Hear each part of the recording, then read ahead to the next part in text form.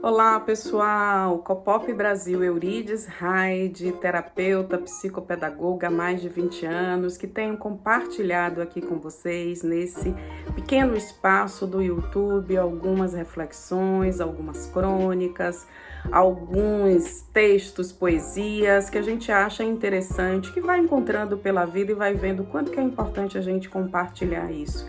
Eu espero que vocês estejam gostando, que já tenham feito sua inscrição, que já tenho, inclusive, feito algum comentário. Hoje a gente vai conversar com Sami e o seu texto Cultura. A professora havia pedido aos alunos que trouxessem para a aula alguma coisa que fosse exemplo de cultura. Podia ser um livro, um CD, a réplica de um quadro, um poema para recitar na classe, uma fotografia, uma coreografia de dança, uma peça artesanal. Pedro foi dormir preocupado. Por mais que pensasse, não conseguia imaginar nada que pudesse levar. Em seu barraco não havia nada que fosse exemplo de cultura. Ele morava na favela do Moinho, na região do centro de São Paulo. A favela tinha pegado fogo havia alguns meses, o que podia haver de cultura num barraco que quase fora consumido pelo fogo. 3 LPs antigos de Roberto Carlos, que seu pai ouvia na juventude e guardava como lembrança. A Bíblia que sua mãe lia todas as noites. Um livro do José de Alencar, que ele tinha achado no lixão. E umas revistas velhas que ele costumava ler por passar o tempo. Será que aquelas coisas podiam ser chamadas de cultura? Pedro se perguntou. Seu passatempo preferido ele tinha perdido no incêndio. Uma reportagem sobre um garoto do interior da Bahia, nascido numa favela que pensava para uma luta de boxe, que se preparava para uma luta de boxe nos Estados Unidos.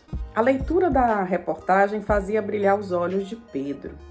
Ele a lia quase todas as noites. O garoto da reportagem era pobre, tão pobre quanto ele, mas ia lutar nos Estados Unidos. Pedro não sabia muita coisa sobre os Estados Unidos. O que conhecia desse país tinha visto em algumas reportagens na televisão. Tudo lá parecia muito diferente do lugar onde ele morava. Até meninos negros como ele pareciam levar uma vida melhor do que a que ele levava naquela favela. Aqueles meninos sim tinham cultura. Ele pensou.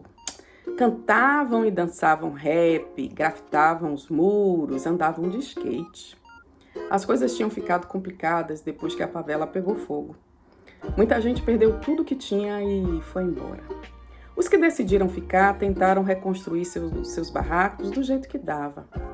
O que não era fácil. Por sorte, o barraco em que ele morava não foi dos mais atingidos. Quando o fogo chegou e começou na noite de quarta-feira de cinzas, todo mundo começou a correr para salvar seus pertences. Quarta-feira de cinzas, ele lembra e dá uma risadinha amarga. As imagens não saem da sua cabeça. As pessoas gritando e chorando no meio da fumaça, as madeiras dos barracos estalando, o calor aumentando e os olhos ardendo. O cuidado maior era com as crianças e com os idosos. Eram os que mais tinham dificuldade para correr. E também havia preocupação em tirar os botijões de gás dos barracos. De vez em quando o botijão explodia no meio do fogo. Nem fazia diferença, o fogo já estava muito alto. Ele olhava aquele desespero e sentia vontade de chorar. Sentia a dor das pessoas tentando apagar o fogo com baldes de água. Ele entrou na fila para ajudar. Um passava o balde para o outro, a água caía para fora do balde. Quando chegava perto do fogo, quase não havia água para jogar, mas ninguém desistia. Ele olhava aquela cena e achava que era o desespero que fazia as pessoas continuarem. Se não fizesse aquilo, iam fazer o quê? Iam fazer o quê? A situação só melhorou quando os bombeiros chegaram. Eles gritavam com os moradores porque alguns não queriam sair de perto do fogo. Queriam continuar jogando a água com o balde quase vazio. O Juca Tilico foi um deles. Ele ficou parado bem perto do fogo com o balde na mão. Parecia em transe. Não tinha mais água no balde, mas ele parecia não acreditar. Na certa, pensava em tudo o que tinha juntado durante vários anos, agora perdido, para sempre, em menos de 10 minutos.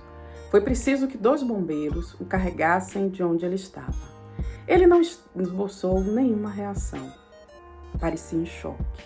Logo Juca, Tilico, tão alegre e brincalhão.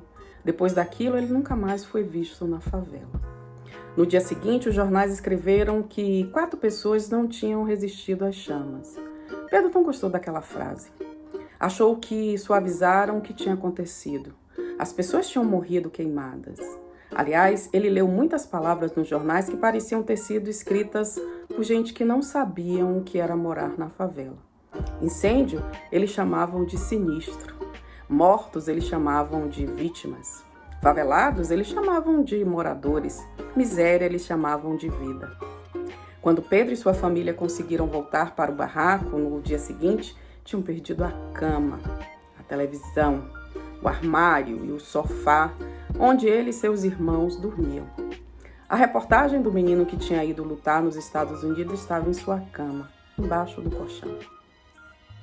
Pedro repassou tudo aquilo na mente outra vez, num fio de lembrança que toda noite voltava à sua cabeça. Mas não foi dormir mal. Não naquela noite, pelo menos. Antes de pegar no sono, já tinha decidido que levaria para a aula sobre cultura. Levaria a sua história, que ele contaria para os alunos na frente da sala. Sua história era a sua cultura. Era o que ele tinha de mais seu. E aí a gente vem com uma pergunta. Você conhece a frase que diz o óbvio, às vezes, pai, tá diante do nariz da gente, mas a gente não enxerga? O que é que vocês pensam com relação à cultura? Beijo enorme!